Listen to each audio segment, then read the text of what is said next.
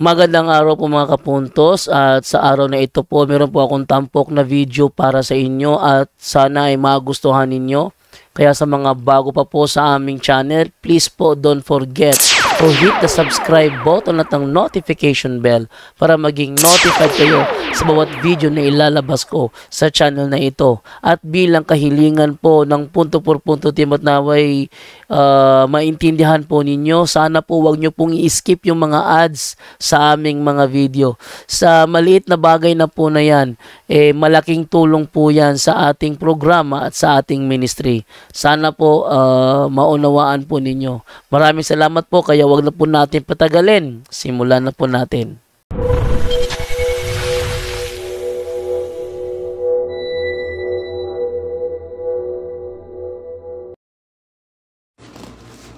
Hello mga kapatid, magandang araw po at ngayon ay nagsagawa tayo ng mga written na mga sinulat natin yung mga iba't ibang mga experiences natin. Magsagawa tayo ng aklat in the future.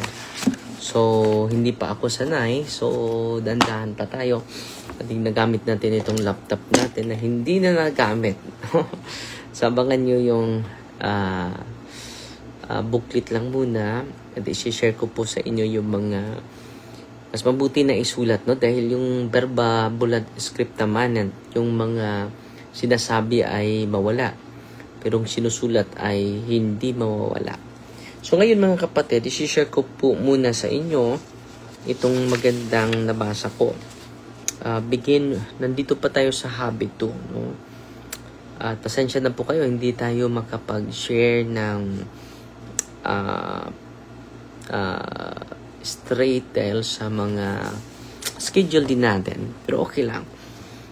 Basta pag-ibig at kapayapaan ni Kristo ay laging maghari sa ating puso at isipan, mga kapatid. And then, rescripting. Ito yung hina-highlight ko. Pinaka-importante po itong mag-rescript tayo. Isulat natin ano yung gusto nating mangyari sa buhay natin. Rescripted natin dahil sumusunod lang tayo sa mga anong naisulat na. Yung mga biases natin, yung mga hindi magandang tradisyon na sinusunod natin, yung mga hindi magandang ugali na nasunod natin. So, becoming your own first creator. So, kailangan ano yung gusto mo na maganda, yun ang dapat natin na susundin. No? Ito po, because I am self-aware, because I have imagination and conscience, I can examine my deepest values. Ito yung pinaka-importante mga kapatid. Kung meron na tayong self-awareness mga kapatid,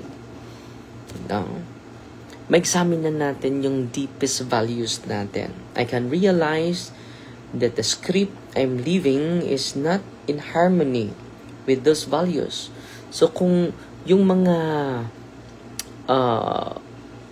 hindi maganda na nangyari sa ating buhay, it is not in line with our values, dapat mag-decide na tayo. Let us do rescripting. Magsulat tayo ng bago na ito yung gusto ko na mangyari sa buhay natin. So, anong gawin natin? Dapat meron tayong personal mission statement. Meron tayong personal mission statement. Ito po, maganda po ito. Binabasa ko po. The most effective way I know to begin with the end in mind is to develop. I-develop natin itong personal mission statement or philosophy or creed. Ito na yung basihan natin. Now, it focuses on what you want to be or to do contribution and achievements, or on the values or principles upon which being and doing are based. Which being and doing are based. So, yung pagkakitayo, ito natin ini-anchor. At lahat ng mga gawain natin, doon natin inangkor sa personal mission statement natin. Because each individual is unique. Bawat isa sa atin is unique. A personal mission statement will reflect that uniqueness. A personal statement will reflect that uniqueness both in content and form. My friend Rolf Kier has expressed his personal creed in this way. So ito yung ang ganda nito, no? Success at home first. Dapat maging successful tayo, hindi lang sa labas sa ating bahay. Succeed at home first. Dapat, ito yung creed niya. Seek a merit and merit divine help. Kailangan na magdasal, kailangan mag-receive ng mga grasya because we seek and merit help. Divine help. Nangunguna talaga yung divine help. Never compromise with honesty. Dapat honest lahat ng move natin. Never compromise with honesty. Hindi natin, kung hindi na yan maganda, hindi ka dapat natin gawin. Remember the people involved. Dapat magpasalamat tayo. Ito yung mga personal mission statement niya, no? Ano pa? Hear both sides before judging. Ito pinaka-importante, no? Hear both sides before judging. Ito talaga yung pinaka-importante, mga kapatid, no? So, ito yung personal, example lang po ito, sa personal mission statement. Dapat meron tayong personal mission statement. Ito, example na ito ay kay Rolf Kier. Hear both sides before judging. Dahil marami sa atin, makarinig lang ng isang side, marami na tayong mga rejoinder. Marami na tayong mga judgment. Diba? Hindi maganda yun. Let us hear both sides before judging. Because there are two sides of the coin. Diba? Ano pa? Obtain counsel of others. Ito yung pinakamabisa, mga kapatid. We seek counsel from others. Bakit? Two heads better than one. Defend those who are absent. Kung wala siya dyan, let us defend him. Because he is not around. Hindi natin sasakyan. Kung makasama man, mas mabuti. Na defend those who are absent. Diba? Kasagaran o usually yung wala dyan ang gilibak. Defend those who are absent.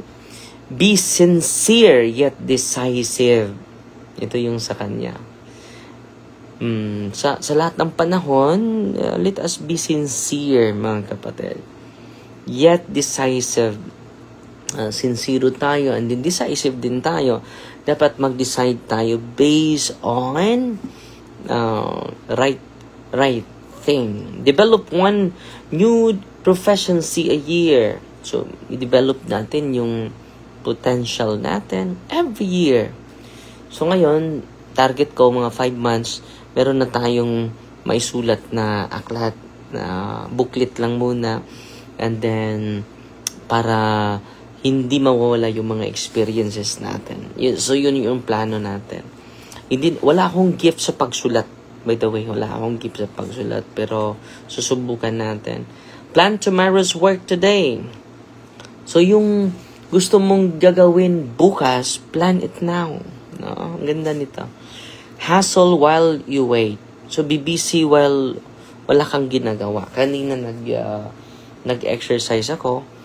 And then, para maging malusog lagi. No? Maintain a positive attitude. Ito yung pinaka-importante. No, kahit negatibo yung sitwasyon, maintain a positive attitude.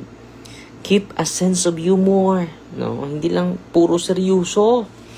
Mga kapatid, keep a sense of humor. Yan po ang pinaka-importante, no? And be orderly in person and in work. So, dapat order po, hindi po chaos. Yung mga decision making din natin, di ba? Keep a sense, do not fear mistakes. Fear only the absence of creative, constructive, and corrective responses to those mistakes. So, do not be afraid of mistakes, mga kapatid. No? Kailangan natin minsan ay makamali tayo para tutubo tayo. No? Huwag kang matakot na magkamali, mga kapatid.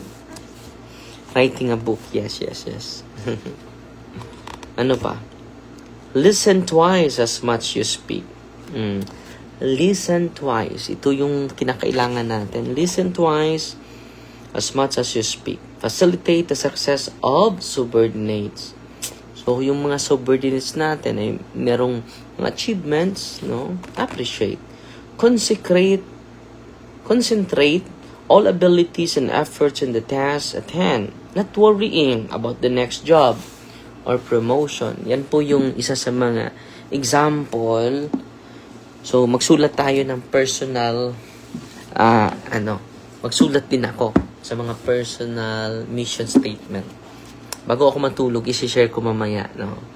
Isi-share ko mamaya yung personal mission statement ko. Okay? You could call a personal mission statement a personal constitution. Okay? Ito na yung mga personal constitution natin. Like the United States Constitution, it's fundamentally changeless. In more than 200 years, they have only 26 amendments, 10 of which were in the original Bill of Rights. So, ito po yung personal constitution natin, yung personal mission statement natin. So, gawa kayo at i-share nyo din. At isi-share ko mamaya, gagawa ko ng kaunti lang, isi-share ko mamaya. So, after my mass, meron tayong misa mamaya, no? Ang ganda, gagawin natin ito. The Constitution has endured and served its vital function today because it is based on correct principles, on self-evident truths contained in the Declaration of Independence. These principles empower the Constitution with a timeless strength even in the midst of social ambiguity and change. Ganun din tayo, mga kapatid. May personal mission statement, may personal constitution tayo. Para yun po yung guiding principles natin sa paggawa natin, sa gawa natin ng bawat magandang bagay na ginagawa natin. A personal mission statement based on correct principles become a same kind of standard for an individual. It becomes a personal constitution, the basis for making major life-directing decisions, the basis for making daily decisions in the midst of circumstances, an emotion that affect our lives. Meron tayong guiding principles. Yun po yung personal mission statement. People can't live with change if there's not a changeless core inside them. The capability to change is a changeless sense of who you are and what you are about and what you value. Yan po ang pinaka-importante, mga kapatid. So ngayon, magsagawa tayo ng personal mission statement. Mamaya magsagawa ko. Ilan lang, and then kung meron akong malagay sa isipan ko, isi-share ko. Idadagdag ko na lang, no? At sana po ay natututo po kayo ngayon. Pero, ito mga kapatid, our personal, with a mission statement, a personal mission statement, we can flow with changes. We don't need prejudgments or prejudices. We don't need to figure out everything else in life, to stereotype and categorize everything and everybody in order to accommodate reality. Dahil meron na tayong personal mission statement, yun na po yung guiding principle natin. At makatulong po yun. Sa ating lahat. Okay? But it doesn't have to be that way. When natural death comes, ito, maganda po ito na storya. Alam niyo naman yung Nazi death camps, no? Doon po yung ilalagay yung mga Hudyo, no? Persecute ni Hitler.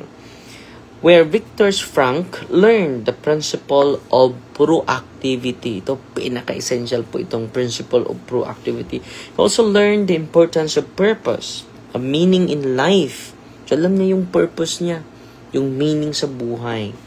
The essence of logotherapy, the philosophy he later developed and taught, is that many so-called mental and emotional illness are really symptoms of underlying sense of meaninglessness or emptiness. Logotherapy eliminates the emptiness by helping the individual to detect his unique meaning, his mission is in life. So, marami sa atin yung emptiness natin, yung meaninglessness natin. No? Itong na-develop niya, na teorya, logotherapy. Once you have the sense of mission, you have the essence of your own proactivity. Kung meron na tayong sense of mission, sense of meaning, sense of value, mga kapatid, you have the vision and the values that direct your life. You have the basic direction. Ito si Viktor Frankl, kahit nandun siya, very positive siya. Kahit nandun na bilanggo siya. So, the principle of being proactive, mga kapatid, hindi niya ina-allow yung circumstances to destroy the negative impact in his life. No? You have the basic direction from which you set your long and short-term goals. You have the power of a written constitution based on correct principles. Si Fe, a true meaning of life is based on God's principle, nothing more, nothing less. Totoo yun. Against which, every decision concerning the most effective use of your time, your talents, your energies can be effectively measured. So, kailangan gagamitin natin properly yung oras natin, yung talents natin, yung skills natin, yung energies natin can be effectively measured.